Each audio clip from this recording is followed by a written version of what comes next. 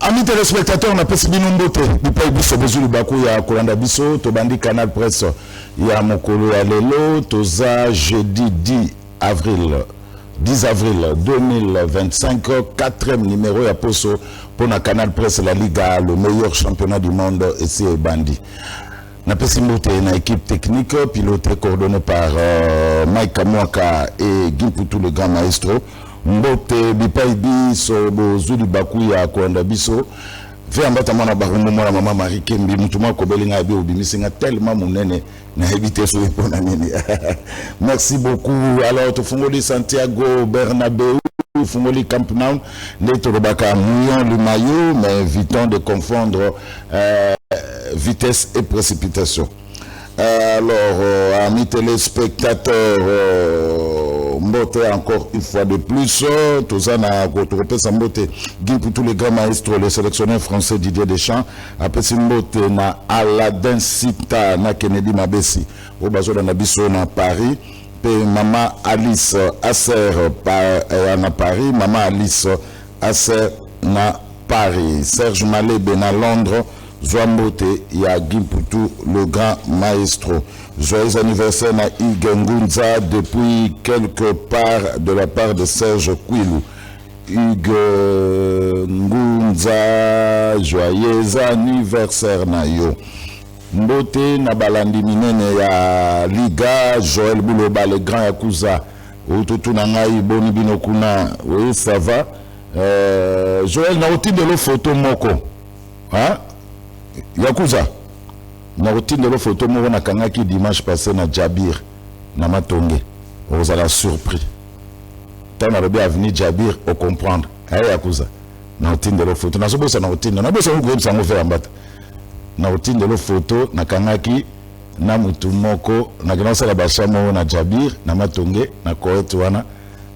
Babele linga na kangi photo na mwana moko na routine de la. Ay Yakuza. Yo moko comprendre. Mutunanga Joël Bouloba Yakuza so kita na omona yo boye na tanga kombo na yo na raisonner ba Luisa ba Goma ba Bukavu ba Chikapa. Joël Bouloba wana na ba année 2001 2002 hein Joël Bouloba. Papicho Mafakala to peso mbote Paul Mafakala, Pierre Lève Lunika, Madame Tantibinga et Kapi Yaboy, Ruth et Coco Yaboy. Boza Bambote et Uti Paya Veambata Mwana Barumbu, Mwana ya Maman Marie Kembi. Ope la PC Mbote depuis Avenue Kitega, Maman Marie Kembi na bandi nzote zongi siko normal. C'est bon, Maman Marie Kembi et Zalaka Ndeboy. Alors, amis téléspectateurs, le l'autre salle à débat, Ndenge Zalaka Kaka, il y a le Loza Bongo. Face à face, beaucoup de calamité. Mais avant de la émission d'Abisso, comme d'habitude, on va parler sport, football. Moi, ça m'intéresse personnellement, football international. Dans le Barango, Awana Congo, quand je joue un match à Léopard, ndé nazalaka calmete. Na Congo, quand je joue un match à Léopard, ndé nazalaka calmete. Pour les équipes nationales des Amabélé. Dans le lobby, on a vécu deuxième soirée. Il y a un match aller, il y a quart de finale, il y a Champions League européenne. Deux beaux matchs, hein? Très un match qui est au lobby. On a vu une équipe à Barcelone tout fait tout flamme contre Dortmund pour battre Barcelone. Bino bolo baraké, na lobe l'Arabie noté. Mais na loba, on a bien dit, Barcelone a une très bonne équipe. une très bonne équipe. Là, il faut faire très attention. Barcelone a déjà un pas vers la demi-finale. Hier, l'équipe à Barcelone a laminé l'équipe à Dortmund et Allemagne par 4-0. Une attaque Yasuka, avec Robert Lewandowski, Rafinha, le Brésilien, Robert Lewandowski, le Polonais, Lamine Yamal, l'Espagnol d'origine africaine. En tout cas, nous avons 3 joueurs en attaque. On peut sentir que nous avons le leadership à Zate. Nous avons bétagé d'ensemble. Rafinha Soka Kei Aoki Solo Yamal. Yamal Soka Zui Aoki Solo Lewandowski. Yamal n'est pas enrôlé na ebisio enrôler ballon.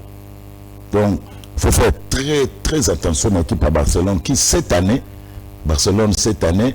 ils ont jeté. Dans le football il faut qu'on dise 4-0, je ne sais pas ce qui doit tout le monde à cause de la remontada la semaine prochaine en Allemagne, mais avec cette équipe à Barcelone, je vous dis Barcelone a ce spectacle qui toque à balai. Donc il faut vraiment faire très attention avec cette équipe. Alors, deuxième 4-0. Donc Barcelone a déjà un pas vers la demi-finale. Deuxième match, c'était au Parc des Princes. Ils ont été au même moment. Une très bonne équipe aussi à Paris Saint-Germain qui a été surpris dans le Parc des Princes par Aston Villa. Aston Villa qui bien à Liboso parce que nous avons connu ça Paris Saint-Germain. Nous avons la vérité. Nous avons connu ça Paris Saint-Germain. En tout cas, Paris Saint-Germain a fait tourner le ballon. En tout cas, le ballon tournement qui toko. Il faut vraiment qu'on félicite l'entraîneur et à Paris Saint-Germain. En tout cas, il faut aussi compter avec Paris Saint-Germain à Champions League. Le Français d'origine ivoirienne Désiré Doué, à Tchakibi à Liboso, il a égalisé un très beau but. Et puis deuxième but, le Georgien Varaskelia. Asa Georgien, comme on est Varaskelia. Abetek Togolobi. 2-1. Et puis Paris Saint-Germain a poussé sur l'accélérateur jusqu'à ce que combinaison à Dembélé, le latéral gauche à Paris Saint-Germain, le portugais Nuno Mendes, à sali sous canapel, à côté nango, l'Argentin, gardien Aston Villa Ngabima, a feinté défenseur Aston Villa na surface fatale, à Tchébine à droite, or Yaza gauche. 3-1, le Parc des Princes était en ébullition. Donc, je vois déjà le Paris Saint-Germain en demi-finale. Vu rencontre à lobby, Paris Saint-Germain dominait Aston Villa du premier tina 90e minute. Très bonne équipe. Il y a Paris Saint-Germain. Il faut compter dans l'équipe pour la suite de la compétition. Alors, on attend la semaine prochaine. On connaît déjà le score à match aller. Arsenal a surpris Real de Madrid à domicile dans Emirates par 3-0. Bayern Dominique surpris à domicile dans Arena en Munich face à Inter de Milan avec Thuram et Lautaro Martinez 2-1. Hier, Barcelone nous a présenté un spectacle au Sakanate 4-0 contre l'équipe à Dortmund et Paris Saint-Germain à Parc des Princes à Paris a battu l'équipe Aston Villa et Angleterre par 3-1. Alors, on attend maintenant, mardi, mercredi, la semaine prochaine, ça sera le match retour. Qui seront les demi-finalistes? Barcelone a déjà un pas vers la demi-finale. Paris Saint-Germain aussi a un pas vers la demi-finale. Arsenal aussi a un pas vers la demi-finale. À moins que Bakoupa Bola, Bissot, Madrilène, tout ça la remontada dans Santiago Bernabéu. Est-ce que remontada de Salema? Attendons voir la semaine prochaine. Alors, après, championnat à Coupa réseau continuer à l'Inafoot. N'a sa première. Mané Maïnion, n'a les aigles. N'a ma zembe. Aïe, aïe. Donc les aigles, l'équipe de Yannick Nzuki. Baza deuxième. Vite à 40e. Daring à 40e. Renaissance à 40e. Aïe, aïe, pardon. On a un championnat à Coupa Arbola. Les ballons de la Ramoa. Voilà, alors on attend. Que Chan nous pèse en mois d'août. Donc, dans le championnat de foot, quels sont les joueurs au bas sélectionnés? On va voir. Alors, amis téléspectateurs, vous pouvez déjà faire entrer les invités. Nous, on commence l'émission. Mote Nabao, Nyonso, Bazak, Landabiso, de partout. Merci pour la fidélité. Merci pour la confiance. Amis téléspectateurs, vous voyez que Canal Presse est une émission à Bino, au Boningaga Mingi, émission au Yokaka Moko Botikala Nango. C'est votre seul déjeuner matinal, l'unique et le vrai. Canal Presse, la Liga, le meilleur championnat du monde. Maintenant, Gianni Makondele qui me suit depuis Paris. Gianni Makondele, sans vous, Paris n'existe pas. Mais Gianni Mikolo, vous bougez, Gianni Makondele. Hein, vous bougez. Gianni Makondele n'a pas su un mingi. Nabosani Pété, le maréchal Tito Mousseke qui me suit depuis Dallas, aux États-Unis.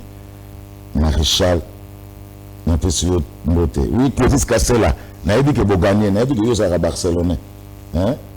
N'a dit que vous gagnez. N'a le bien, n'a connu ce binot. Hein? Clovis Cassela, merci beaucoup. Alors, on va prendre les invités qui sont déjà là, ils sont deux, l'autre reçoit face à face. Clin d'œil, na Marie-Vincent de Luemba, Charles Luemba, Charles Luemba, Marie-Vincent de Luemba qui me suit depuis Montréal, au Canada.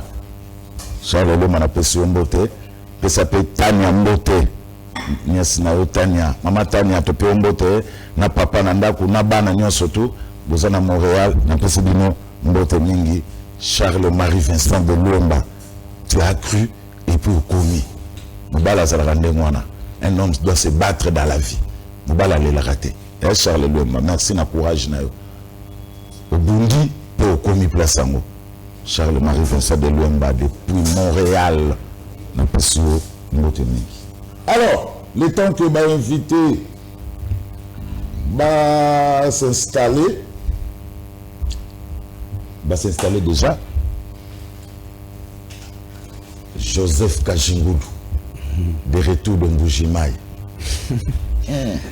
Le capable. Merci Kouloutou, merci beaucoup pour l'invitation. Ciao.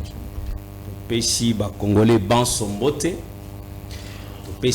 Capable à ASSEUR, Action commune pour la République Mboté, avec une mention particulière au capable président, honorable Élisée Ntambwe, capable à Mboujima, et à Moueneditu, Biscato Outi, Totondi Pe Bakonzi, pour moi, quelques là, tout le monde est en Mboujima, courage. Il fallait nous amener les images. Images et Ali, n'a pas une émission d'une manière particulière, images et Ali. Mais il n'y a pas ces accords. Tout ce que maman Judith. Ce qui vous relancer Mibaté, cela veut dire vous aviez résolu, il y a pour sacrifier l'espace Grand Kassai. Vraiment, on vous demande avec tout vœu, maman Judith, Tangu, président de la République, Félix Antoine Tshisekedi Tshilombo, Kampanganzez-vous, Akitaki na manifestation beaucoup na Mbujimaï, alobaki qui a même Liban na Kassai 50 millions pour na relancer Miba. Mais na kutani na ba responsable belé ya ba différentes structures affiliées na Miba, autant un directeur général adjoint, autant les défati. Alors bosenga nanga na mama Judith parce que na mboko to combina culture moko amabe. Makambonyo sokaka président de la République. Makambonyo so président non, mais maman Judith est là, c'est elle la gestionnaire principale ya mboka. Bofunga Miba ils allaient relancer. Bofunga Miba nous insistons bofunga Miba. Pe na tondi maman Angèle Mbouika Songo, mutwazala qui vraiment a sponsorisé des centres na biso na Mbujimaï parce que alinga même ba investissement na ye na Kassai, fabrication soit production à ba mai, ba jus na cadre la société na ye madame Paulina komba ba bato na ezana mai awa avantage azana ngo azana ba bato na ye azana ba partenaire sud-africain ou ba tie déjà à la disposition Amboui Angel Kasongo 10 cargo ya ba avion ko banda ko zwa biloko na ba pays limitrophes et même na espace Grand Bandundu, Grand Équateur na Grand Kassai. Yango bato to ko senga na président de la République, voilà les dames les congolaises au basa na ba mbongo na bango ba opérateur économique au ba ko sala pe face na ba expatrié oyo bazui en otage espace économique soit commercial yambo cannabis. Madame Angèle Mbouika Songo, courage. Merci beaucoup. Surtout que Pesio Mokakoswa, ya komema izino na Kasai et puis na intérêt tous anango à travers Chikapa, to Ravitakapé, Grand Bandundu, na bamay avec 9 produits babanda ko produire les différents jus na mai. C'est ça notre communication, c'est ça notre façon de faire la politique. Bisoto yali kaka tena naza communicateur ya union sacrée ou sukeli wana non. On est acteur et on amène des solutions pour les peuples. Merci. Joseph Kajingulu le capable sera face à l'inévitable Clément Mouza. Ici, Bolamba Belia Bokoyate. Mbote mingi. Mbote ndeko journaliste, mbote na bandeko nyonso balingaka biso na ba balingaka biso te. Bandeko nyonso bazolanda biso à travers le monde, toyaka pona osola mboka, pona osola makambo mboka et tout ça toujours disponible pona mboka yango to osenga na bakongomani. Tola muka toali komona na nzela ya mokili mbuma toali peuple ya Zoba. Toali peuple ya Bololé parce que toli ko bunda pona mboka na biso te. Bato bazoli mbongo pona mboka bazoko ka bunda pona mboka te. Bato bazoli misola l'état bazoli ba osala telo moko te pona mboka.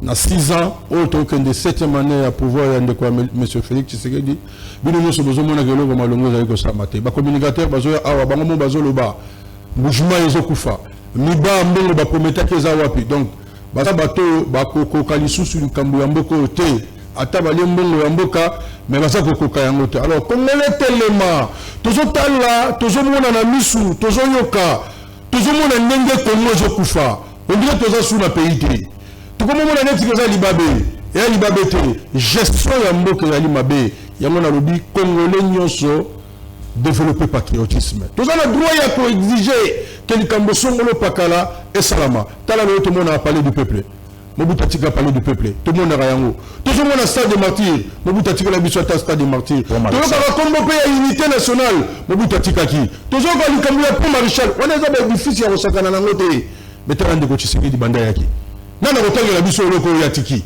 awa na kisasa nana kotangela biso tomoni ka so de mouton mais bilo bo makambo so de mouton na 100 jours nezalaki voilà pourquoi tozala exigeant parce que mboka oyo ezali ya biso baso tout à l'heure ni Congo ya lobi kozala mbala mususu ndengeza awa moto azo président li galelo lobi ko mona yende mutako comme président de la République boyebi ke mboka ope da chance lo pamba mais bande ko mususu pe ba tangi classe baza capable moko ya mutu moko te moko ya ni pona bana na biso ko tikala pona bana ya bana na biso voilà pourquoi son loto ko ba bongisa makambo te soit parce que to linga mo solo produit ya union sacrée bango bazala kaka kota bango bazala batu na kozwa nini bango bazala batu ya poids politique makambo eza important pour mboka bango batanga ngona sima ya mokongo yango peuple congolais il faut téléma. Voilà, merci beaucoup. Alors, premier sujet, suite à l'inondation à Kinshasa, Nabana Joseph Kajingulu, la première ministre, la ministre sectorielle, attendue devant la plénière de l'Assemblée nationale le mercredi 16 avril 2025 pour s'expliquer les mesures préventives au Bazui pour l'inondation à Kinshasa. Il faut souligner que d'après la météo, mois d'avril, les amours à Bamoula et les amours à on risque de vivre les sous-scénarios, de vivre qui n'a nuit à vendredi, puis samedi, et belé à Tchangou Bakanamaki, Bazomona Babimaki, parce que Maïe Debordaki Anjili, puis dans la commune Moussoussou, raison pour laquelle les députés élus de Kinshasa sont allés voir le président de l'Assemblée nationale. Vital Kamere, Mike Amoka, vous avez les images, il y a un journal à lobby, demandé à Koupar Bola et Deo, sont allés voir le speaker de la chambre basse du Parlement, Vital Kamere, pour que na bureau, il s'agit de Souminois, na ministre sectoriel, pour s'expliquer et ces choses faites, j'ai dit Souminois, devant la barre à l'Assemblée nationale le 16 avril 2025. Il est capable, Joseph Kachingulu. Kouloutou, merci.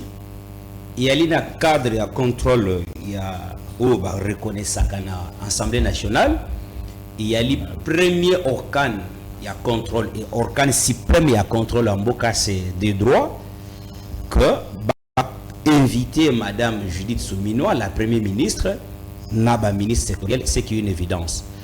Mais situation d'inondation à Kisasa, la gestion en Boka de Kozulu, et zakanaba mesures qu'on appelle les mesures impopulaires, mais pour l'intérêt général. Mesures impopulaires, mais pour l'intérêt général. Cela veut dire quoi? Il y a Kolobani. Il y a un bateau qui est collecteur. Mais les ministères, soit les ministres sectoriels, qu'est faire? C'est prendre des mesures drastiques. Il y a beaucoup de attention comme toi mais protobi qui s'abaïque, il faut tout ça lango. Pourtant, on va dindi na mai. Bateau va boucher, batongi na ba collecteur, va boucher ba caniveau. À cause de la tout le monde va cause de la 4-5 personnes, mais va dindi na mai, va koufi, va comme ce est belé. Donc c'est des droits. Assemblée nationale avec le gouvernement, bah ça la commission mixte avec les géologues, les environnementalistes, beaucoup plus il y a OVD. À la tête na bango, Victor Ntumbatike la le DG, ba technicien ba zakonene ti ba nani Ngoma, ba Freddy Ngoma, ba Mandondo, ba Jondo, ba sala étude géographique ya Kisasa, ba découvrir banani ba tongi place ba koki kotongate, pe ba une mesure de décision grave ya kobuka. Ce qui va bouquer d'abord, et vous avez la mesure préventive, il y a sécuriser le peuple par rapport à avril ndenge météo outil quoi annoncer. Voilà maintenant si le plan pratique ce qui se passe. Nga qui vous parle. Je suis en train de parrainer une société où basali déjà bango moko ba financer ba études na niveau ya OVD. Ba commune ministre bazana ministère ya JTPR, kala ministère dossier na bango qui na finance pour la prise en charge. Bango moko dossier à $30 000 de Kozulu, 30 millions de dollars. Bazif préfinancement, il y a 50% bandimi. Babanda kotonga route nini, jeunesse et Don Bosco, na monga fula. Mais tout n'angani pourquoi on a salé à Légion à Elopan. Tala étude tout simplement pour Nanzela Mibale. Ça nous a pris à peu près déjà 1 année et demie.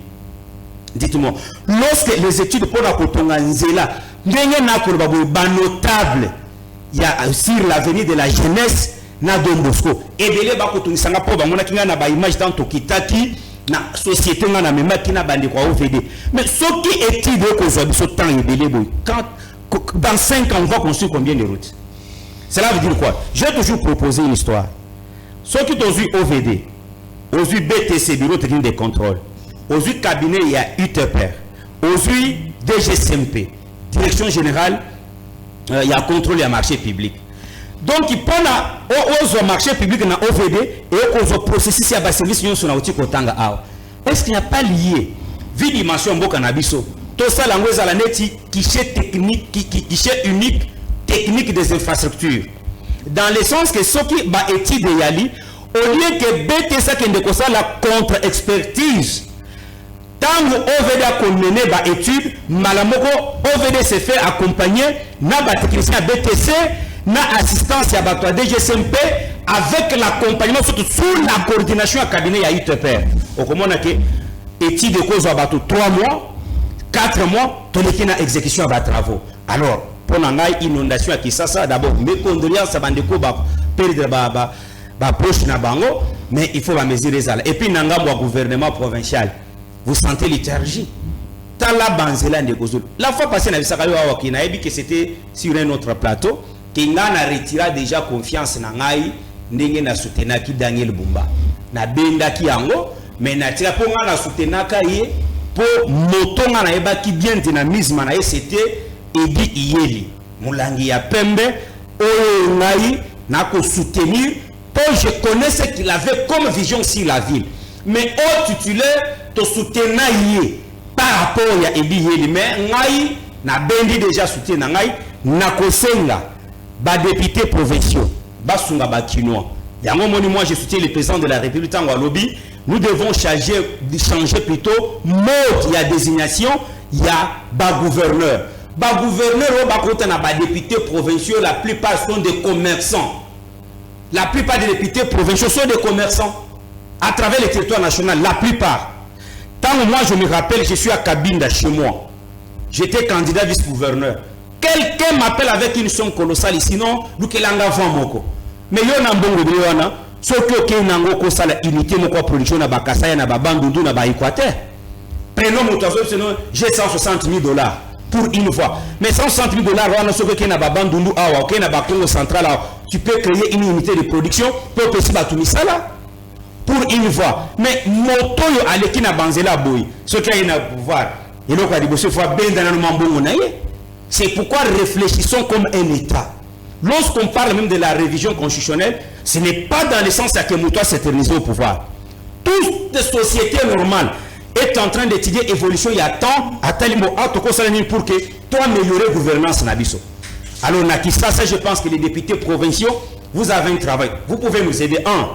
Godin pour Yanobaka na ba Congolais que à cause d'être très vigilant que nous avons un pouvoir dans le sens que 20 millions dans un compte séquestre 20 millions de $. Merci beaucoup. Mais Godin pour Yanobaka qui a colandé lango. Mais dites-moi Bakabambare, Bawangata, Babokasa, Bakasai. Donc nous apprenons que Mbongo est déjà disponible dans le niveau PCCO. Mais ce qui Mbongo qu'est-ce qui fait que Missalé avance? Les lois sont que ça n'a moto et comme je pense qu'il y a une moto. Ah voilà. Donc on réfléchit, comme 10 minutes, est-ce que c'est normal? Mais ce qui fait mal, c'est que Mbongo est yali. Mais nous avons un gouvernorat, mais mais je trouve que tout le monde est président de l'Assemblée provinciale, tu as recommandé à Bissot. les Vimbuta. Mais papa, Godin pour Yango a zappé passer Netio. Mais tout le monde a quand même moi dynamisme Mokobo. Mais on dirait fin à part de côté dans l'église, rien. Merci. Alors, dans la relation avec Papa Clément Moussa, tout le monde a quand même une construction anarchique. Natama Chekoko Moulumba. Chekoko Yaki, na Kinshasa. Kobuka ba construction anarchique. Mais bisoka na biso moko baki to koma ekoloba. Ah, Chekoko azo sala un peu de trop. Chekoko la kisinini, boyena boye. Non, les réseaux. Ce sont presque, c'est aussi des constructions anarchiques qui étaient à la base. Il y a une inondation à Kinshasa. Au moins, tu ne peux pas se Chekoko raison. Non, les constructions, il dit qu'il y a un soutien à Chekoko. Il vous souviendra que moi j'ai soutenu Chekoko parce que tout le monde a dit que un jour, nazo kende vers Bangu Makuna, moi Wenzimoko bati pembe na église wana nazo kuté ba barenzi la ba kubuka. Je venais de vous dire ici qu'il fallait qu'on soit ba mesure impopulaire mais pour na litomba ya baïke. Et puis ville net Kisasa, wana zakaka makanisi nanga. Bolimi sangai, je ne suis pas un tribal, j'ai toujours proposé. Pourquoi ne pas prendre un ressortissant katangé, faire de lui un gouverneur à Kisasa? Sans connaissance de cause que je parle cette affaire. Bon, ça là-bas, étude. Les gens peuvent dire non, parce que Katang et Zaka, Mboka Mogozana et Sebele, je présume que la plupart des Katangais sont des meilleurs gouverneurs et Bandeko et la province, prenons d'une manière générale, Grande Orientale. Pourquoi ne pas prendre Moto à Grande Orientale, soit à Moto et à Grand Katanga, à comme gouverneur à Kisasa, pour le dynamisme. Ce n'est pas pour dire que non. Comme il y a un principe traditionnel, il y a qu'un Congo central, Nabandundu, et que je suis contre ça. Je ne suis pas contre. Mais on peut faire un essai. Mais ce qui est territorial de non-originaire. Parce que Kisasa, c'est un bateau banso. Kolo Kisasa, réalité. Mais les autres moni, combien de gouverneurs il y a Congo central qui se sont succédés? Quel est le résultat? Combien de gouverneurs il y a Grand Bandundu qui se sont succédés? Est-ce qu'on ne peut pas essayer une autre provenance? Pour Nangaï, j'ai toujours proposé un Katangé parce que Kisasa, pour gérer Kisasa, il faut une ambition pour gérer Mboka. Pour qu'il cherche ça, na dimension Bamboka neti ya Barwanda, il est tout Rwanda na superficie. Kisasa, pour l'ingater, vous regardez seulement la morphologie, vous sentez que non, ça le côté. Donc, bosenga na yalike ba députés provinciaux ya Kisasa à la tête nabino monsieur Levi Mbuta qui du reste aza muto recrutement nanga boyebi bien ndeto solo laki. Vous n'êtes pas là, vous représentez 4 AC, mais on ne sent pas votre action na contrôle. On ne sent pas. Vous regardez tout autour de vous. Même votre cabinet. Est-ce que même Clément Mouzoutan va causer Maloba? Je ne sais pas qu'est-ce qui peut me dire que l'Assemblée provinciale à Kisasa est propulsé quelque chose. C'est pourquoi moi j'ai toujours proposé la suppression plutôt. Il y a Babilo connaît l'Assemblée provinciale. Parce que ce que vous de Kouzoul, inspection générale. Inspection territoriale générale. Au commun a été inspection et pour jouer à niveau provincial et pour jouer même rôle et à contrôle que l'Assemblée provinciale. À l'exception seulement il y a pas édit ou il y a la loi provinciale. Mais ce qui est inspection générale, je pense c'est inspection territoriale générale. N'a pas représentant dans la province, ils peuvent contrôler un gouverneur. Et surtout basculer là-bas. Ce qui te bascule territorial de non originaire. Vous prenez un gouverneur, par exemple, si je prends chez moi à Lomami, et moi na Congo central, na moi il y a Équateur, baké ba gérer wana. Musala na bango pesi bango makoti. Comment est-ce que va ce résultat? Net hour, je te donne un défi. Banzela nous sorti kotanga. Moi mes entrées me fait voir que mbongo za jana beseko disponible. Mais pourquoi ça n'avance pas? Je dois avancer pour nous. Quelle est-ce que la inondation est maladie? Peut-être que intervention, c'est comme si je me dis gouverneur par Mekiko Keneso Kinini, Karunani, Kano Rapido à Mataki, Maïko Tapé Nakati. Vous trouvez ça normal? Vous trouvez ça? Moi je pense que quand on gère le pays, je me répète un peu, on prend des mesures impopulaires pour l'intérêt à bateau. Et puis, en définitive, moi je ne vois plus de question. Attends, il y a la consultation nationale sur le Bélango pour le gouvernement. Il faut interpeller les Tibango. Tant que vous connaissez l'ango. Parce que dans la minute, il y a un bureau pour la Kabila, il y a un sala. Merci, on va attaquer ça. Merci beaucoup. Alors, on termine. Merci beaucoup. Alors, comment nous allons? Il y a une frange, il y a opinion pour la Bango. Nous avons un problème, il y a un manque, il y a politique d'anticipation. Combien de fois tout ça est zinda? Tout ça là, pourquoi ne pas curer la rivière Yandjili? Moi, il se met en place à Koulekate parce que rivière Yandjili est étonnée parce que pour la Lukala et Bukanaki. Moi, il y a surtout un et continue à rivière Yandjili. Rivière Yandjili est mis comme un fleuve. Mais et comment peut me quier? Moi, je suis en place à Koulekate et qu'on force place et qu'on bouka. Chekina critique les amis de Kinshasa. Belgique Sima Chekina wana vide. Pour dire que Manji du Soubeleki et les calmement. Mais les gens ont construit anarchiquement d'ailleurs. Au vu et au sud, il y a autorité. Pourquoi cette manque il y a politique d'anticipation? Clément Moussa. Tous les bateaux d'artistes bazama et les mingia. Tous les artistes bazama et les mingia. Mais tout le temps on a nous sigoté. Pour le moment on a nous goya. Est-ce que nous découvrons membre de l'Union sacrée ou de l'Union? Oui, oui. Membre de l'Union sacrée. Communicateur de l'Union sacrée. Je supporte des incapables. Parole à assez, des incapables. Les capables. Politique. Nous avons toujours, nous tous en politique, nous avons tout mis ça. Capacité, compétence, disponibilité. Tous ont l'impression que le bateau va passerelle à pouvoir, va incapable.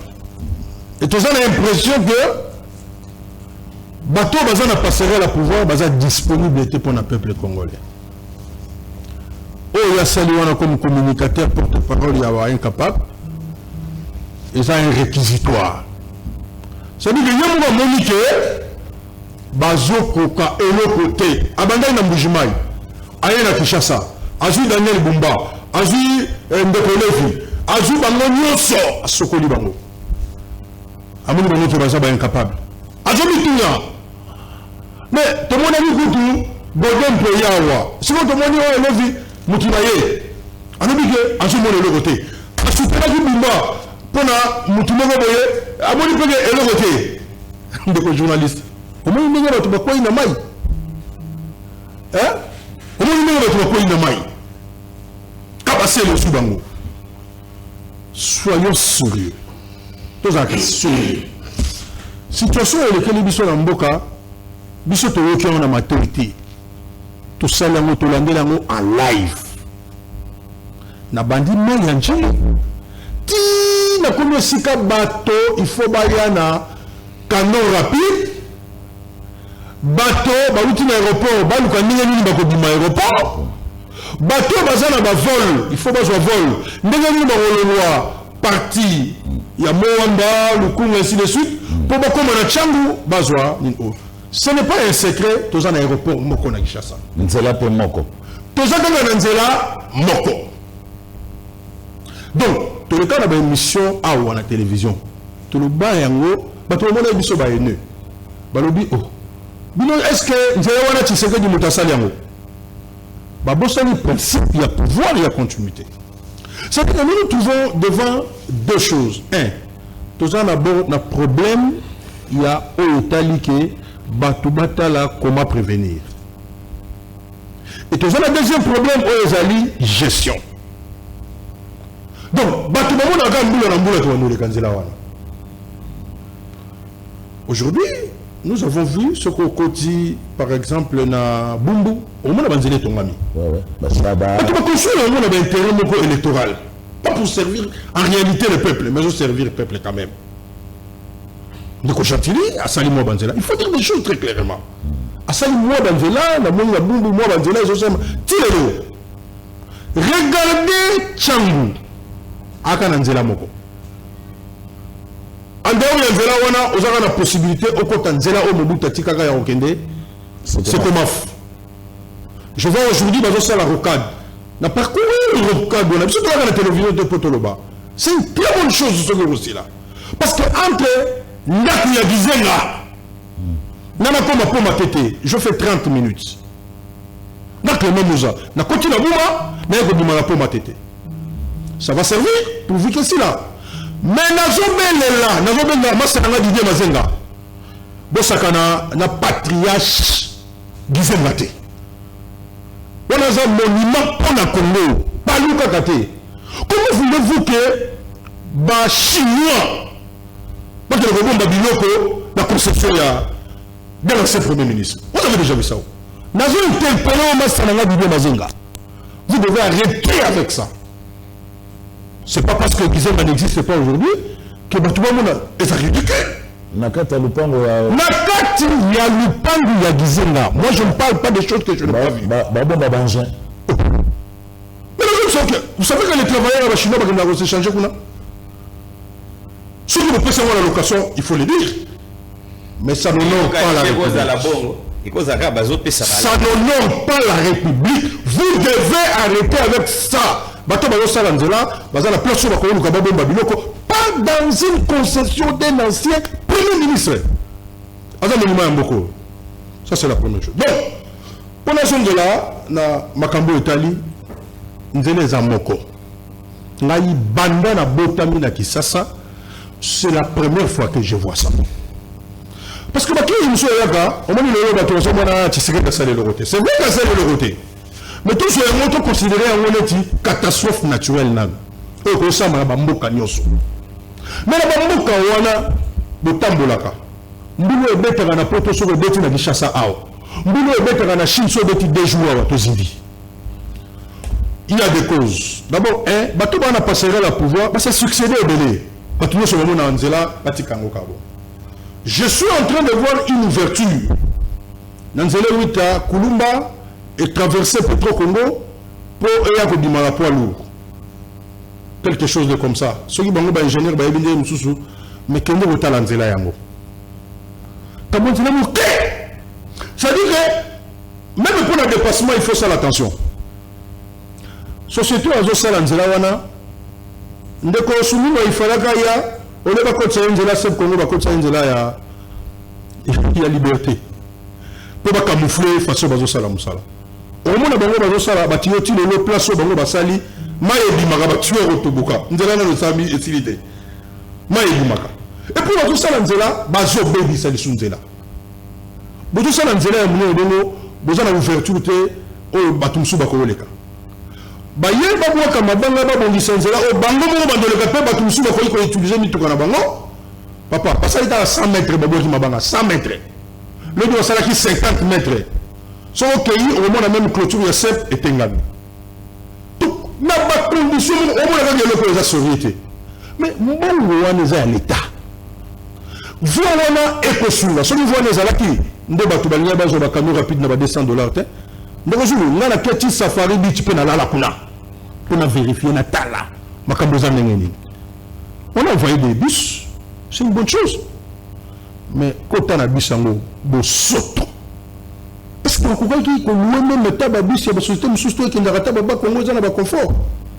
Dans des situations, il y a des gens qui sont beaucoup à Sony. Mais ces gens qui ont des motos, ils ont des motos. Nous devons la moto. Peut-être que c'est pour nous, ça on a des bandas. Non, mais quelqu'un préfère prendre une moto qui a côté la bus à mon don. Voilà. Bus à mon don. Ils ont un bateau, mais ma bateau. Et quand tu vas à l'aéroport, si vous avez un camion rapide, et que vous voyez, comment vous appelez ça? Transco. Transco. Papa. Non, qui passe dans mon thème. Mais comme je suis allé pour vérifier effectivement, parce que ma campagne de la bagage est un peu baboniste. Tu n'es pas pour la police. Est-ce que tu recevais la police? On a besoin que nous nous étions. Parce que la police est un moka. La police est un moka. La double est un moka. Mais comment quand tu as 35 000, au moins assez quand tu as 35 000, comment on va faire ça? Ce que tu as dit, on va essayer de monter au cadre et ça peut la brûler. Nous avons aujourd'hui il faut que c'est pas que ma bâtisse moi le 35 000 les athées. Voilà mon grade assez. Donc situation aujourd'hui était à Congo, était à Kinshasa. Parce que toi dans la moko, on va faire la voie. Il y a possibilité. La solution tu peux savoir mais batou. Le corps a besoin de critères, on a la capacité, compétence, la disponibilité pour nous commenter. C'est comme ça que nous avons besoin. Tous les gens ont construction anarchique. Anarchique, les gens doivent respecter les gens. Ou bien l'idée qu'on a dit de se faire remonter. Mais pourquoi ils ont un anarchique? Au moins, on a besoin d'un certificat. Parce qu'on n'est pas l'État. Comment on a un niveau où on a un gestionnaire? Aucune responsabilité, on n'arrête personne, on n'interpelle personne. Mais je vous savez, est-ce que ce qui est arrivé avec 30 morts, 32 morts, ainsi de suite, pour tout ce bilan définitif peut se monter. Est-ce que vous pensez que si on avait dépensé $10 millions pour ne prévenir le risque qu'on a, la vie humaine est sacrée, et ça n'a plus été. C'est-à-dire qu'on pouvait éviter ça. Personne n'a évité. Est-ce que le peuple peut faire encore confiance dans votre modèle? Ils doivent dégager. Donc, les constructions anarchiques. Donc, il y a BPC, IPPE, OVD, ainsi de suite, procédure aux Amoulaï. Non, monsieur. Nous devons avoir un plan d'aménagement pour la ville de Kinshasa. Mais ça existe. S'il vous plaît. Ça existe. Mais j'étais. Nous devons avoir un plan d'aménagement. Ceux qui ont un plan d'aménagement en 1965. Dites-moi un peu, c'est les responsabilités.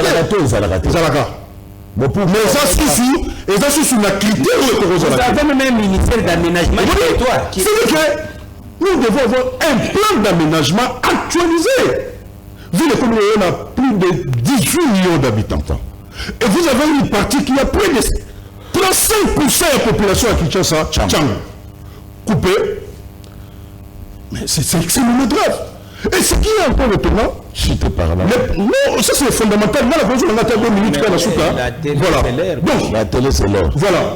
Vous avez l'urbanisme chaotique de Kozulu. Quartier 3, Bato Bazindi, quartier Wichanjili. Quand la milité a bitumbe bimeguna, ceux qui viennent au policiers, ils peine de Kengela à Bamapango. C'est ce que généraux maintenant reçoivent Bamapango. Où on les a lits, il y a maï. Ça veut dire que maï sont débordés et faisant la wana. On les a dans la Nanjili comme on a fait vent. Ah, on a fait parce que le fleuve, notre fleuve a encore un lit.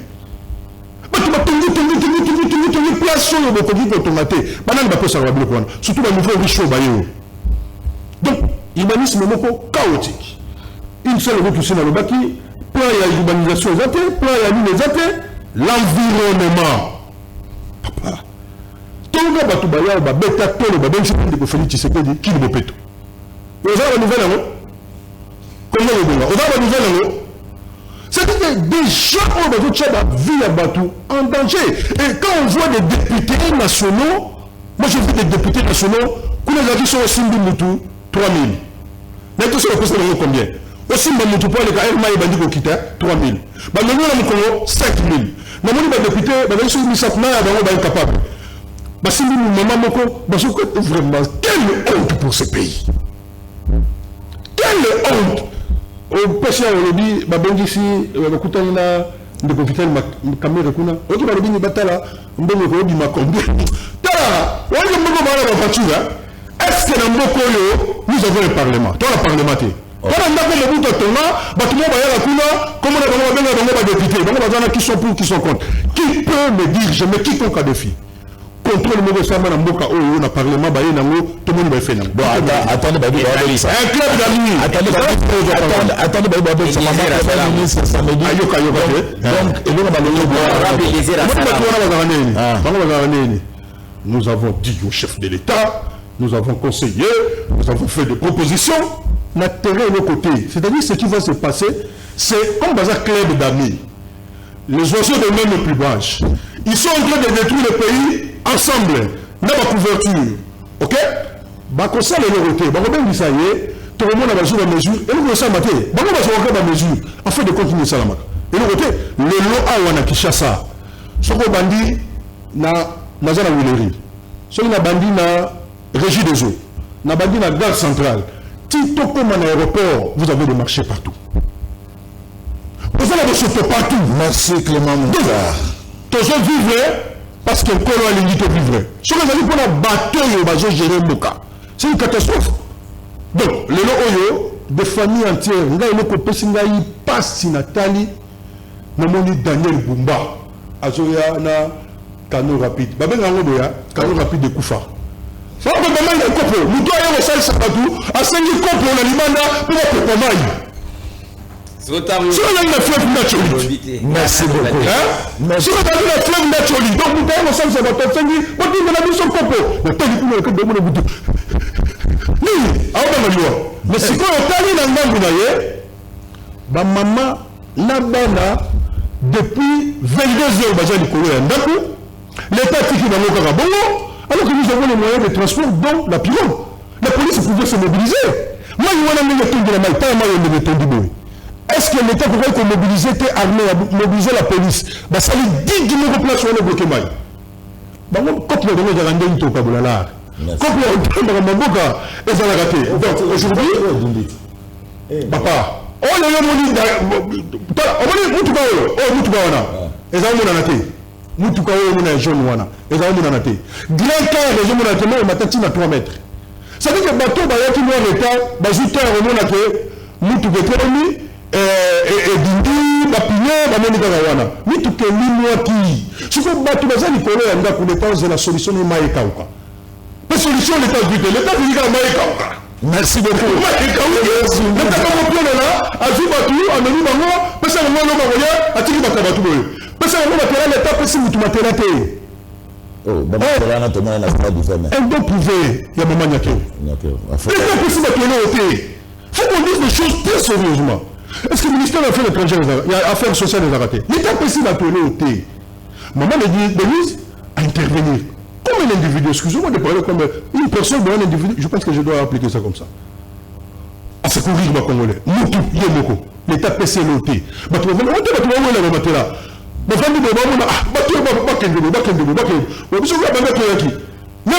condition, comment on appelle ça, l'institut Lumumba, papa, ma belle, vous avez ma belle. Pour la Batouana, Bayana Bango, place au bâtiment. Il a fallu l'intervention de certains journalistes. Donc nous avons suivi cette situation de près. Mais la situation aujourd'hui, c'est que dans l'État congolais, on a tiré ma leçon parce que si on a la bataille, on va voyager en réalité. Si on a la bataille, nous sommes exactement. Bateau, le président qui est conclure que ce qui est de l'élection, est-ce qu'aujourd'hui, il y a déjà dans l'Assemblée provinciale, aux gens, députés provinciaux, si on était dans un pays où doit partir. Merci beaucoup. Alors, je sais que je vous reprends le deuxième sujet. Ma consultation, c'est là qui j'ai vu les communicateurs qui ont été consultés. Ouais. Namoni ba Trésor Congolo, ba Cédric Moudianto, ba Junior Bakokela, voilà les sous Edgar Kankolongo, Michel Mangala, ba Emmanuel Tchimambe, Yannick Vumbi. Namona ba et si bon, maintenant la suite. Bon, Kouloutou, merci pour la constatation, mais je vais d'abord corriger quelque chose dans vous allez belé tes amoukés. Alobiko, Atikala comment a tient un contrôle parlementaire au PCBian. Mais nous avons un cas figurant. Il y a honorable Elisée Ntambwe avec ancien ministre de l'économie. On va initier jusqu'à la fin Boutouakoya. C'est à compter au bout du doigt. Non, mais c'est ce que nous disons, oui, vous n'avez pas tort. C'est à compter au bout du doigt. Pourquoi? Parce que l'action parlementaire, elle est collective. Mais sur ce qui, les députés, les baba, coopérants, Nandeng, pour ne pas citer les individus. Autant à combattre. Je vous donne un fait clair qui fait très mal. Nous avons mis partenaire Moko. Il fallait fournir des victimes dans OVD. Mais un député m'exige un protocole pour un pourcentage. T'as bon marché en est-il. Mais à Kobimba, à l'origine à Batuke, Naza, ce qui n'a pas mis ben laka, poste na pesi ba indice, ba découvrir rien. Et puis il y a Ebi Magamango ya, ba député wa la kana bango. Donc cela veut dire que ba député mususu baza place na bango. Et puis le bon c'est quoi? Critérium.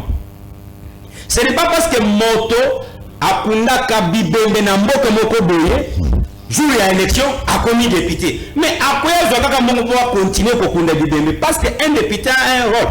Les loyo IG fait ibani pour l'Assemblée nationale. Est-ce que bien le Congo? Pourquoi? Parce que Gilles Alingete a vu quand même bon moto boyer a dit à l'objet que non, premièrement la valeur humaine. Vous voulez dire que Gilles Alingete a posé dans mon côté. Mais pourquoi c'est privé à l'objet à celle dans l'État moussal? Les députés ils doivent faire leur travail. Mais ceux qui ont député, au commis pire Moutouya ministre, quand est-ce que tu vas l'interpeller?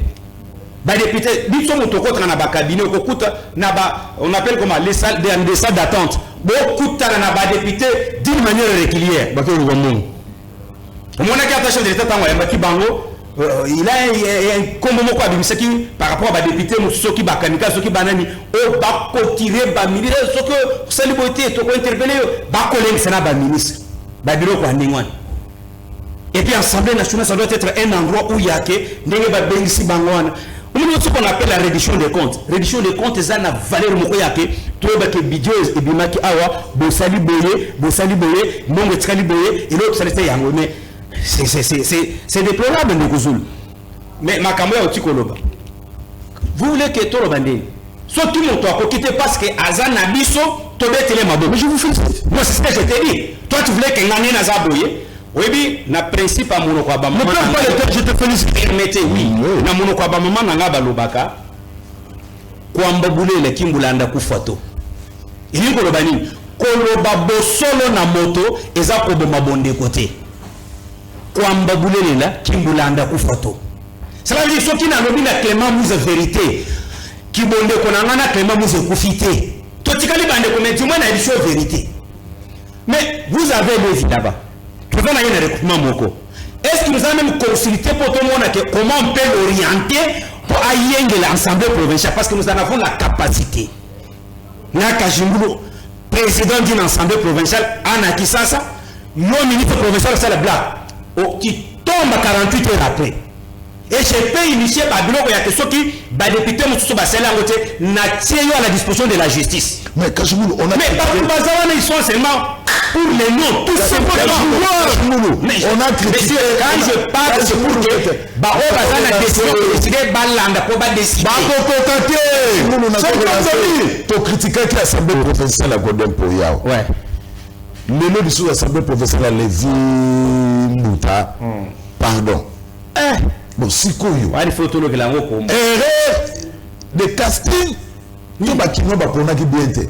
Qui nous a un problème c'est ndekosulu tolobana yo makambo kala tolobaka na yo ke premièrement il faut gouverneur biso moto ponaye. Ça c'est de 1.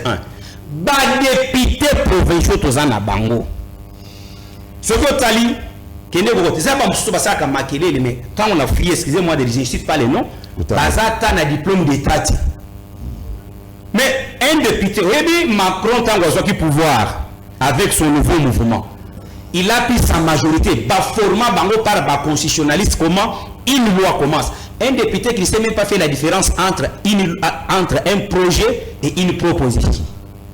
Surtout que projet ou que projet ou pas député. Or, député fait ce qu'on appelle proposition. Le projet, dans les cas de figure, par exemple, surtout dans le gouvernement central, projet si la loi sur l'enseignement, il faut un exécutif. Député faut que mauvais autant au bandi et comme on a été pour et continuer le bureau et na plénière et l'équipe na cour constitutionnelle avant de promulguer. Quand est-ce qu'on mais pas député de zana bango ba il processus mais et là va ça les abonnés quand nous c'est là nous colonies tous sont vrai député na moko ceux qui colonies sont vrai député et yali neti to ko na bakino 2028 ko ya to kende mapono biso ba oyo nous sommes en train de nous vendre na to ko miteka na bino. Vous êtes en train de m'étudier comme vous allez mettre Clément Moussa. Vous pensez négocier. Tu coutez à l'Assemblée nationale Moroboé, Clément Moussa Bazali, Epenge, Kajingulu, Kankolongo, Bakokela, négocier. Yo ministre ya Kosakana. Pour d'abord moi-même j'ai mes quatre pinets na ninga na moko ya Mike. Nana pas ça pour la tenez locataire mais il y a bien. Nana la kanzalate mais ce que yo police ngani. Parce qu'en politique, c'est les sacrifices, c'est les services. Soit comme on dit, nous avons politique pour Zambongo, ali bon politicien. Et puis, dans le il faut être très rigoureux. Surtout, nous avons soupçonné à détournant. Mais il y a un peuple qui a voté. Un député en Chine va foutre à yété. Mais ce sont des hommes imbus d'une bonne moralité de leur société. Nayali avocat na Zaboye, Mouzala avocat na Zaboye, il a une bonne moralité. À quel pour représenter le peuple, mais il vit comme avocat, il vit comme médecin, mais pas pour foutre les Moussala qui député. Et puis le Moussous, donc il faut y avoir traitement salarial et à député. Donc nous sommes retournés côté ça, classe politique valeur Mokoboy. Mon Kazaki commerçant, député va foutre à 21 président Fayou à Lobaki. Moi, je n'ai pas de preuves, mais vous n'attaquez pas le président Fayou. Parce que Martin Fayou, c'est parmi les personnes les plus informées. À ça rappelle ancien député. Mais commerçant dans un commerce, il y a $5 000. Et dans sa populaire, on a dit. Donc, ce qui n'a liquide député, on a besoin 21 000 par mois. À titre commerce, nous se couvrons au commune à Monédit, dans un magasin fermé. Ça, c'est député national. Vous trouvez ça normal? Mais si on dit, ok, tu es député national, tu as $3 000. Tu es ministre national, tu as $2 500. Et puis, tu as les bango, nous avons roulé na car na ngamunen, peut-être na défendre le dossier na ngamoko boye, na so, mais le ministre, il faut tout l'année. Tant que ça na système ya ke moto ba noma ya zaki locateur. Ba musuto kotanga bango te ba traisa IDPS, ba locataire. Ba bima ba ministre, ba bima ba premier ministre.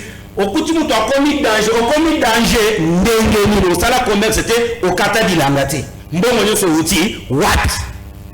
C'est là. Tant que tu as un bango bazaba aîné bien sûr, procédure pénale na campus. Un magistrat, zone les années y a loi. Ce qu'il y a détournement, concussion, corruption, il s'exerce d'office. Mais aujourd'hui, vous avez vu, constamment, qui n'a pas de magistrat. Ce n'est pas pour autant dire que parmi les magistrats, d'abord, Vonde, que je connais très bien, les PG, implique une bonne moralité. Premier président de la Cour de cassation. Baza est donné, Waputeka, dans le parquet général. Alors c'est Kochaka ordre de Gozoul. Net une assemblée provinciale à Kissas. N'espérons rien. Je suis sûr que Batete Bazali. Le nom va l'homme du matin. Jamais. Le conseil, ce qui va landa bisonner tout le babo. La ligne, il y a pas de trace avec un akeo. Ok, va attaquer Lévi. Na lobby na vérité. Le monsieur n'est pas sa place. Voilà, faut-il pas député provincial qui s'assemble avant de la dernière Bumba, beaucoup de ça les Jimbout. Azon l'église qui de côté. Merci beaucoup. Allez, consultation et Sili. Bon, consultation et Sili. Et l'homme qu'on a pour Senga Ezabo. Moto va nommé comme conseil spécial. Babiso Moussoussou, il a assisté le procès Lokombe depuis campus. Je connais son intelligence et sa façon de faire. Tant que pour défendre le chef esprit de vie Awa et Bérande, alors qu'il jouait l'intérim à Vital Camerena, direction et à cabinet chef de l'État, il m'a envoyé déjà des invitations pour te la déboucher esprit de vie. Nanenge to tritango. Pena bato. O bazaki sima oben minaku. Baiko kote ki tribalisme à makambo o bato aboye. Baiko bebe solution wana to tieboy. Mais lui et Bérande était resté catégorique. Mais à consulter bato. Nakati a union sacrée. Bakende na complaisance. Et ça n'a pas un. Clément vous a tenté simuler ça au début ici. Makambo pas politique bolingi sabiso. Yo moto pas politique kende ko na nanga na goma. Yo moto pas politique papa o récupérer ezaka na kotanga kombo. Na kotanga te mikolo zotanga bozo banga pe kotanga kombo te. Papa o récupérer na ezaka na kotanga kombo te. Papa o récupérer na ezaka na wiliri yao na ba drapeau à rouge boy. Mokonzi ya pas politique. Mais Gauthier c'est à l'obaki awati pour gagner parenthèse. Mais pas politique ce que vous brandir ango. Clément Moussa Kokoto gouvernement dit. Ce que vous brandir pas politique. Moto ya société civile à Kokoto gouvernement dit. Et pourtant dans minute nous avons besoin des acteurs populaires au bazar assise populaire. Il y a que OK, ba vigoma au bini watana ba kasa kuna na ba moniji tokenda kia na ba kabumbu mwa janvite non. Vous avez vu comment nous avons mobilisé mon équipe par image et yali, par jeune et par côté armé. Mais nous avons dit que c'est pas comme une petite manifestation en Afrique. Oh, nous prenons les jeunes, nous sommes à disposition. Il y a des jeunes qui sont s'enrôler beaucoup d'armées. Talaba aventure. Talaba aventure à Batataou. Bossenga nanga ezabo. Que le conseil spécial fasse un bon casting. Et ça n'a pas de souci. Bakokati ko na caméra na yo wana ti batuleti ba président Fayulu ba président Kaboul ba Denis Mukwege parce qu'il faut différencier opposition il y a ba Kabila na Bakatuli bango déjà c'est là c'est bango c'est M23 quand Kabila vous dit que à cause na mboka par la partie orientale mais partie orientale excepté Katanga ba Kalemi partout mais s'il entre par parce que j'apprends par ma câble nanga que il préfère entrer par Kisangani. Mais nous allons observer. Félix Tshisekedi l'avait dit, pas prophète, mais en tant que grand visionnaire. Alors, l'AFC c'est Kabila.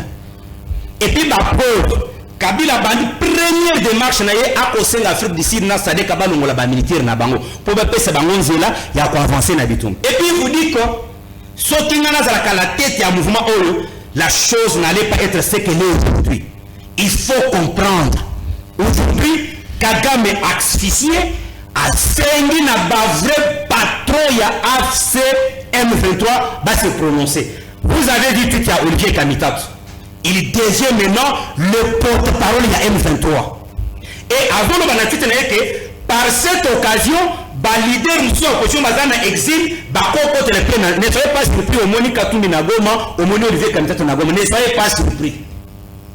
Katoumi a dit qu'il y a Olivier Kamitatou Bako le passeport ambassadeur Nabiso na Belgique on a zobo Lukuta Batouni devant ba député européen Batouni ambassadeur national non il demande na bango pour avoir passeport ezawati ce qui va y na ngoto ondima et puis to tini na ba formuler wana qui stationné to salaka ba biso mais batwazana ba velléité expansionniste mais si kana attitude wana pourquoi est-ce que Clément Bouzana Martin Fayulu bakozana na même position na Bakabila non. Vous, ce n'est pas pour vous louer. Vous êtes dans la vraie opposition, digne de son nom. En 2018,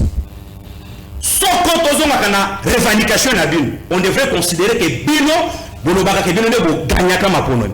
mais pourquoi vous avez quitté 2006, Mbemba Isou, est-ce qu'il a pris les armes 2011, le grand mot qui passe son âme. Parce que Kabila Kokati ko gagné qui s'est gagné à Mouloumati. Tout est là comme Maboko, Congolais.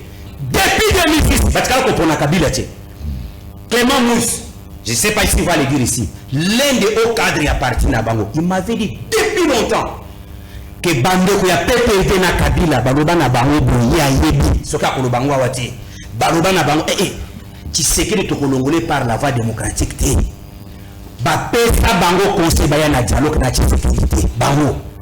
Dans le sens que comme mécanisme ya ko benga Tshisekedi par la force. C'est ce qu'ils sont tentés de matérialiser ici. Maman Oli, vous avez dit non non. Mobali nanga achita sema na mwe orevara pana akeko le bango na bago mokona. Akolo bana bino reparté. Mais mon mari travaille en coulisses. Mais mutala en coulisses le tomoni en route. Mais une chose, Chité. Bandi mabasimba que nous n'avons pas accepté. Tous abasité. Il y a que Kabila a géré ba Congolais pendant 18 ans. Boko bengani pe ba Congolais ba tie politique na bango par la voie démocratique. Bo bengani biso to ke pe neti basi to tiki dino ke bo gérer po bino ne mibali. Tous appelle mibali papa mboso alobaka ngo. Tous ami mibali. Moto abandaki ko boya non violence asi akufa Etienne Tshisekedi. Nous sommes les jeunes comme bango. Black one ko lekate. Kadiven ke pourra. Quel que soit bituma ndenge bakoya nango avec la complicité ya ba personnalité mosusu ya communauté internationale, le Congo a raison parce que l'agresseur est connu. Pour la cochiter, nous n'avons pas besoin d'un gouvernement de 50 membres. Il y a combien de membres? Ce qui va aider, va à 40.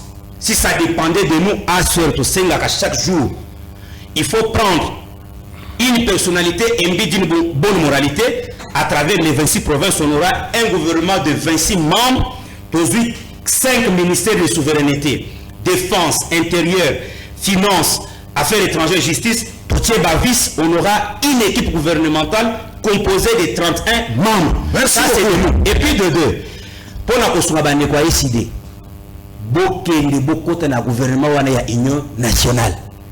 Ne commettez pas l'erreur où le président Fayoulou Tukosala a pété Sibino pour postuler, mais en dernière position. Voilà maintenant les conséquences juridiques et politiques. En 2018, à Bimaki deuxième. Mais vous êtes en train de vous baser sur le président Eli par rapport à 2006, 2018. Mais en 2023, même devant les juges sorciers, il va vous condamner. Merci, je vous remercie.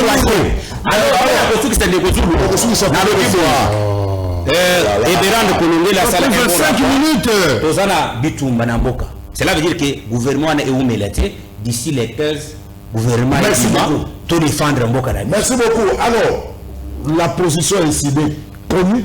Bon, et puis mais au conseil, il y a Kajimulu Awa, la politique à chaise vide n'a jamais payé.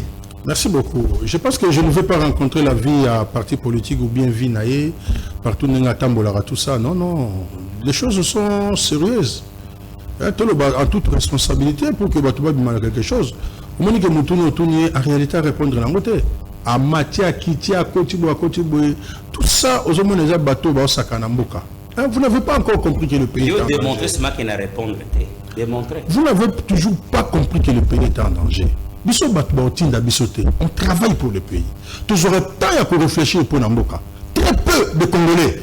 Avant d'arriver à 8 ans, réfléchir pour Namboka, ma recommandation. Ce que nous sommes en train de vivre aujourd'hui, depuis 2019, nous avons mis un plan de sortie à crise parce que nous avons vu très loin. Et il y a la première chose Kabila n'a pas de leçons à nous donner. Kabila a repris sa conseil comme un chef d'État, comme un Moutou, comme Koloba. Comme Tshisekedi a repris sa conseil, comme tout le monde vice versa. Mais il ne faut jamais dire des choses au Yokana Nouté. Parce que Kabila qui ne sait pas qu'il y a eu un triangle entre Nanga, Tshisekedi et M. Joseph Kabila, qu'il a d'ailleurs regretté dans une interview. Il y a eu un braquage électoral en 2018. Qui ne connaît pas qu'il y a eu un simulacre d'élection. On a dit, ils ont démontré qu'il n'y a pas eu d'élection. Quand vous parlez de l'Assemblée provinciale, vous parlez des députés, tout ça, ils ont démontré que l'élection s'est quitté. Nous avons eu un simulacre d'élection pour soutenir le pouvoir de M. Félix Tshisekedi. Vous avez crié que vous avez 73%.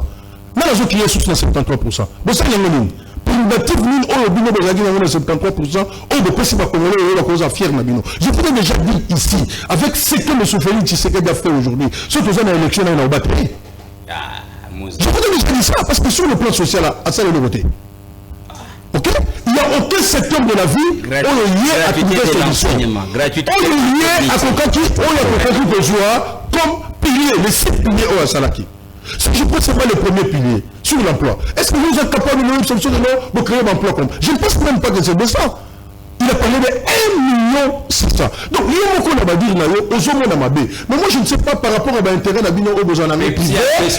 Par rapport à l'intérêt de la vie au besoin de privé, il y a beaucoup qui s'abattent sur la boulot. Biso comme SID, biso comme Bane et Martin Faye, nous allons vous amener à comprendre que la République est en danger et qu'il faut trouver la solution. Parce qu'on a posé une question sur les consultations que vous n'avez pas répondu. C'est important que tu saches pourquoi tu as parce que tu as le sentiment que tu as là. Vous savez, il y a un consolider pourquoi il y a M. Félix Tshisekedi de trouver la solution pour la République. Comment? Non, vous êtes venu dans un débat, on est politique. Quand nous venons ici, tu as rapport au Sakaraté. Nous avons des obligations. Chacun de nous ici a des obligations. Tant à disposer, à disposer, à réfléchir, il faut on dit le contradictoire, c'est un principe sacré. Pour le Karabaninga, tant que nous avons le Makambo, on a besoin de vous voyez maintenant que le terme est de moins en moins, et je s'applique. Le pays est en danger. Tout le monde qui est malade, des gens à pote à Mounene. Tout ce qu'on a pote, tout chaque ici, tout à la pote à Mounene, nous avons Kauka. Bantipotique, nous avons Somba. Mais nous n'avons pas besoin que tout ce qu'on a pote, tout le monde a chaque ici, pote de Kauka. C'est le gouvernement dont vous vantez. Et vous avez l'objectif. Et vous avez l'objectif. Mais même si on pas dans l'état où on a Tabanzela, Balemi, Sato. Vous pouvez même si on pas la consultation. En réalité, l'union sacrée a consulté car l'union sacrée. Parce que vous avez besoin peut-être des gens. Vous avez s'il vous plaît, la majorité. Merci beaucoup. Toujours la situation où toujours la besoin de l'opposition, toujours la besoin de résistance, toujours la besoin de pouvoir. Nous devons tous regarder dans la même direction comment sauver la République. Et ceux qui nous avons besoin comme initiative pour retrouver la solution. Pour le moment, nous n'avons interdit personne. Et nous qui avons communiqué mon côté décidé que tu interdire. Et nous qui avons communiqué mon côté décidé que le but est de notre obéir. Nous vous avons laissé faire. Il nous sacré à consulter le sacré. Bien comment vous êtes. Aujourd'hui, là, vous êtes en train de citer les noms. Est-ce que vous pensez que nous allons sauver la République de cette façon-là? Pas d'interrogation pour vous. Oui, pour vous. Mais nous disons non. Tu retrouves parce que situation de malade. Voilà la situation où ils ont commis ça. Très très grave. C'est la situation et l'intégrité territoriale de la République démocratique du Congo. À un moment donné, tu passé à Awa. Nous avons même eu à féliciter votre ministre des Affaires étrangères. À ça, vous appartient à la c'est parce qu'il a, elle a percé sur le plan diplomatique. Des choses où Bissot te soutenait, notamment des sanctions. À Meni Angoti, vous avez vu à quel niveau le Rwanda a s'abattu. Est-ce que ça c'est une question de ceux qui sont dans la résistance? C'est le pays qui est engagé. Et nous avons vu, depuis il y a des résultats, qu'est-ce qu'on peut faire? On peut faire qu'acclamer. Mais maintenant, s'il vous plaît. Oh, Kajimouli. Tu as parlé pendant 15 minutes. Il était calme, Kajimouli. Non. Il était calme. Mais il a relancé. Nous avons félicité ça. Mais vous avez vu que depuis que Félix Tshisekedi a Kutamina Kagame, cette pression-là pour les sanctions a diminué. Vous avez des acteurs politiques que vous devez suivre. Est-ce que M. Félix Tshisekedi a passé à une rescousse il y a Kagame été? Alors maintenant, tu as Kagame na Lola. Maintenant, tu as Doua. Je présume que c'est pour l'intérêt de la République. Il a dit qu'en ce moment, va pas tenter. Les M23. Vous voyez aujourd'hui que les négociations sont allées. C'est-à-dire que nous avons plusieurs processus de paix. Tout ça fait un autre. Solution. Et il y a des gens qui mettent les moyens. Ils ont la bateau de l'énergie. Que ce soit à l'interne ou à l'extérieur, pour que tu trouves une solution. 30 ans, 32 ans, 33 ans, il y a une situation où les bateaux couffent tous les jours. C'est énorme. C'est plus que la population du Gabon. C'est plus que la population en Namibie. Mais maintenant, nous continuer à couper. Qu'est-ce que nous devons faire? Tout ce gouvernement du niveau national. Je vous dis, c'est déjà voué à l'échec. La solution, elle est simple. M. Félix Tshisekedi a sali des voyages et des voyages. Vous vous êtes rendu compte que les voyages. Vous vous êtes rendu compte que M. Félix Tshisekedi a voyagé dans les sociétés. On présume aussi qu'il a aucun niveau de solution. Il a fait Nairobi, il a fait Luanda, il a fait partout. Mais le processus en Nairobi est athée. Le processus en Rwanda est athée. Nous parlons aujourd'hui en termes de processus intégré. Parce que décidé le 8 février 2025 dans Dar es Salaam. Balobi, Binonio Sobo Solola. Tout à la même te retrouver parce qu'il n'y a pas de solution militaire à cette crise. Mais c'est qu'il y a des bruits. C'est pour ça qu'il est dans ce processus-là. Parce qu'on va tomber là partout. Parce que nous connaissons. Vivre bien, ou bien il faut ça pour le pays. C'est aussi un processus. C'est comme nous avons qualifié le processus de Kinshasa. Donc, tous la recherche et la solution. Nous devons avoir l'intelligence d'État pour savoir comment il y a lobby et que là. Nous avons en âme conscience. Oui. En âme conscience. Pour la bima na bungi pour la bima na crise tout ça dans les processus à Kinshasa. Voilà, je vous prends très rapidement. Nous avons fait une proposition. Quand vous êtes en politique, vous faites une proposition, il ne faut pas croire que la proposition est la mieux à la meilleure. Oui. Ok? Il y a des données où on commence à la bande de nous avons lancé ce processus à la cohésion nationale parce que nous avons estimé que ceux qui nous pourront faire face à des défis terrifiants aux la République démocratique du Congo. Et aujourd'hui, ce processus-là est porté par ma père spirituel. Avec tout ce qu'ils sont en train de faire, nous pensons et nous croyons que nous allons avoir, nous pouvons avoir une réponse aux Aramalamou pour que nous puissions avoir la paix et le vivre ensemble. Nous pensons. C'est comme ça que nous avons toujours demandé à M. Félix à soutenir le Kowana publiquement pour maximiser les chances de Rosala Akina. Mais parce que le problème avec eux, il faut le pouvoir pour le pouvoir, il faut protéger à tout prix les tapis présidentiels. Nous sommes tout le monde a des choses de Voilà pourquoi aujourd'hui les gens s'acharnent sur retour de la Kabila. Kabila a géré pendant 18 ans ce pays. Il n'a pas 0 sur 10. À commencer sur 1, 2, 3, 4, mais globalement, il a échoué. Parce que nous nous sommes battus contre ce régime. Il n'a pris même, il y a un sacrifice. Il n'a pris même, il y a mettre ma vie en danger. On s'est battu avec l'UDPS. Et les autres. On est là dans le pouvoir. Nous nous disons que Kabila avait 0. C'est l'ancien président de la République. Il a eu des difficultés peut-être par rapport, il y a un Yobango Basara de Sofélix Tshisekedi avec le FCC Cash. Les affaires personnelles de comment ça va faire, il y a Mbokate. C'est qu'à un moment donné, nous devons tous se ressaisir. Que M. Fayoul se ressaisisse, M. Kabila se ressaisisse, M. Félix Tshisekedi et les autres se ressaisissent. Est-ce que vous connaissez une seule personne en Mbokaro? Oh, il y a Gérard respectable. Vous le connaissez? Personne. Nous avons violé nos lois, nous avons fait ceci, nous sommes allés au compromis à l'africaine. Et nous avons comme la situation commune. Tout à l'heure, nous ne serons pas responsables. Le processus de Kinshasa, ça peut aussi échouer. Le processus, ça peut échouer, Nairobi ou intégrer, et puis échouer. Les processus, on va la consultation. Ça peut échouer, c'est déjà voué à l'échec, mais ça peut aussi échouer. Est-ce que tu peux vendre comme politique comme Bana Congo? Nous devons commencer, il faut tous les jours te réfléchir ça. Parce qu'aujourd'hui, nous sommes prêts à tout pour le Congo. Vous avez suivi Martin Fayoul, il a dit que je n'ai pas de problème avec Kabila. Je n'ai pas de problème avec Félix Tshisekedi. C'est un mot. Et M. Kabila vous dit l'interview qu'il est disponible pour la République. Mais le Congolais doit en principe être content. Et Martin Fayoul lui a dit, pas là, ni le Congo et PSO. C'est profond. Ce n'est pas le matériel. Ce n'est pas ce qu'il dit. C'est l'ancien président de la République. Même ici, s'il vous plaît, même ici, tu peux décrire le pouvoir de Yamabé. Comme Félix Tshisekedi est en train de mal gérer le pays. Mais c'est pour quelles sont les solutions? Nous avons dit ceci. Tout ça, la thérapie de ma médecin à Bengaka. Pourquoi Bakozo? Parce que nous avons l'impression que la guerre, c'est pour M. Félix Tshisekedi. Il y a un projet sérieux de balkanisation du pays. Non, là, c'est... S'il vous plaît, vous savez qu'aujourd'hui, et ça, la population, tout ça, les hommes politiques doivent voir. Parce que M. Félix Tshisekedi est contre lui, il sait bien faire. Alors, la solution. Ce que le nom a accueilli M23, c'est parce qu'il est en difficulté. Notre ennemi est en difficulté. Nous sommes dans un processus diplomatique au Bengaka pour l'acheter. C'est-à-dire que vous avez la technique, il y a rupture, mais ça la technique il y a l'élasticité, il faut gérer le temps par rapport à la situation qui est sur le terrain, vous avez la technique il y a miroir, il faut chercher à comprendre le moto à l'illuminé, et ainsi de suite. Donc, aujourd'hui, la solution, c'est quoi? La solution, c'est que nous devons nous mettre autour d'une table. Nous devons respecter le processus de Kinshasa. C'est qu'il a pris comme temps. S'il vous plaît. Le débat politique, c'est pas ça, mon cher ami. Non, vous allez continuer à rester incapable. Non, mais non, le processus de Kinshasa, le processus de Nairobi, le processus intégré, tout ce qui est en train d'être fait sur le plan international. Il n'y a pas l'issue militaire à la crise.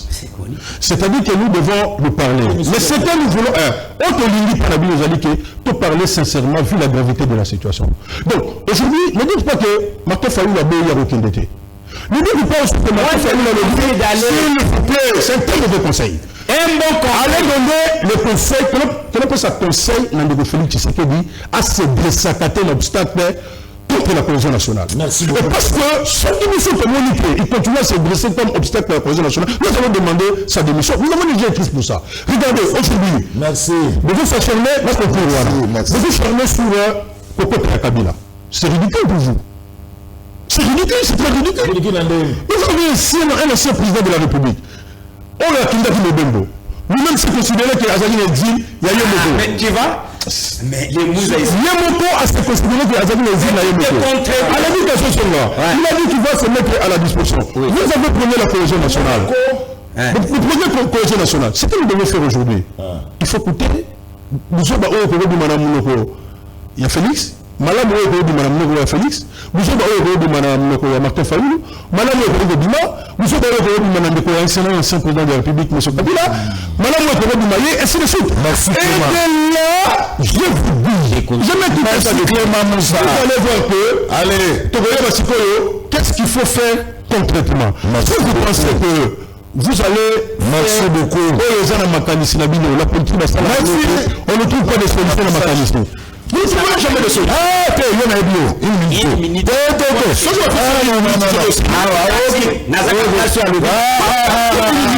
une minute. D'abord, un man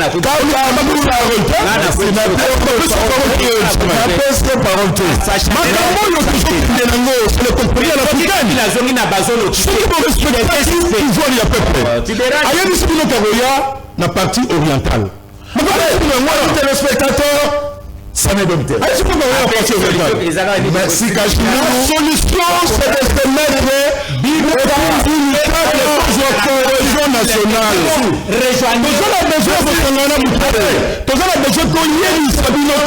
Nous devons trouver des solutions pour merci.